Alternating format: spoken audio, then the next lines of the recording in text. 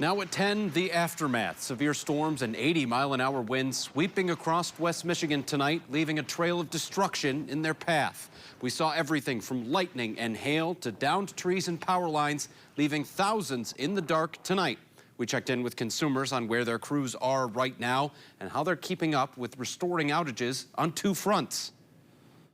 It's uncertain at this point when we'll be able to return students back to the building. Walking through the halls of a Fruitport Elementary School after it was wrecked by strong winds, forcing them to call off class. We're seeing that damage firsthand. That's where News 8's Adriana Doria is tonight as part of our team coverage. The threat is behind us, though. Coming up, we'll walk you through the path of the storm and what Storm Team 8 is tracking ahead. First, let's get to News 8's Josh Sanchez, who's showing us the areas that were first in the path of the storm tonight. Josh, what do you...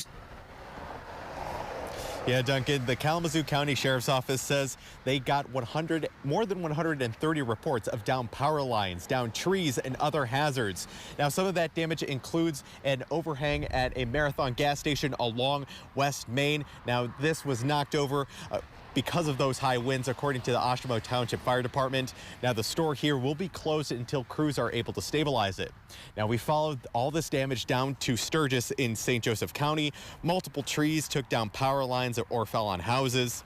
At Memory Lane Mobile Home Park, a lot of the homes there were missing skirting and were without power.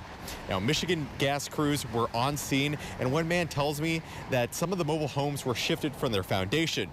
We went over to a neighborhood not too far from the park, and a couple there tell me they remember hearing the whipping rain and roaring wind, and one of them says she has heard this sound before. Last year when the tornado hit in Portage, I was in my car in a parking lot, and I was in the tornado, so it was really scary. So as soon as we got the severe alert, the tornado warning alert, I'm going to the basement because I'm not going to poo-poo. You know, it's just a tornado warning. We have those all the time in Michigan. I don't have that attitude anymore. Now, over in Calhoun County, the Sheriff's Office says a gas leak and a roof collapse has the main street in Tecumseh closed for the time being. In Oshtemo Township, Josh Sanchez, News 8. Josh, thank you. After strong winds made it through there, they then went through Plainwell, causing bricks to tumble at the old mill there. The city says no one was hurt in that incident, but wants people to stay away in the meantime. Those same winds caused trees to tumble across West Michigan, even one landing on a home in Jamestown Township. And it wasn't long before the winds hit areas of Kent County, ripping the roof off a barn. This picture sent in by a viewer in Gaines Township.